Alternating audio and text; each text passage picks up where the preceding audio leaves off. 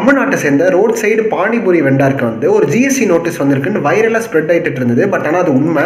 So 40 lakhs கிட்டத்தட்ட வந்து பார்த்தீங்கன்னா 23-24க்கான ஆனுவல் டேர்ன் ஓவர் இருக்குது அப்படின்ற மாதிரி ஜிஎஸ்டி கவுன்சிலேருந்து லெட்டர் வந்திருக்கு. அண்ட் மோர் ஓவர் அந்த அமௌண்ட் வந்து வெறும் யூபிஐ பேமெண்ட்ஸ் மூலியமாகவே ரிசீவ் ஆகப்பட்டிருக்குன்றதுனால ஸோ உங்களோட கடைசி 3 வருஷம் ரெக்கார்ட், அதாவது 21-22, 22-23 அண்ட் 23-24 எல்லாத்தையும் நீங்கள் வந்து இன்பர்சனாக வந்து சப்மிட் பண்ணணும் அப்படின்ற மாதிரி அந்த லெட்டரில் குறிப்பிட்டிருக்காங்க. விஷயம் வந்தது தான் போதும் எல்லாரும் வயிறு நெய்ய ஆரம்பிச்சிட்டாங்க. சென்ட்ரல் கவர்மெண்ட் ஜாப்ல இருந்தால் கூட இவ்வளோ சம்பாதிக்க முடியாது, ஐடி ஜாப்ல நான் இவ்வளோ இருந்தால் கூட சம்பாதிக்க முடியுதுன்னு சொல்கிறாங்க. அது உண்மைதான். அப்போ அதுக்கு நீங்கள் ஒரு விஷயத்த பொறுமையாக கற்றுக்கிட்டு நீங்கள் ஸ்டேஜஸ் பை ஸ்டேஜஸாக அதை பில்ட் பண்ணி வந்து கஷ்டப்பட்டு சம்பாதிக்கணும், எந்த ஃபீல்டாக இருந்தாலும்.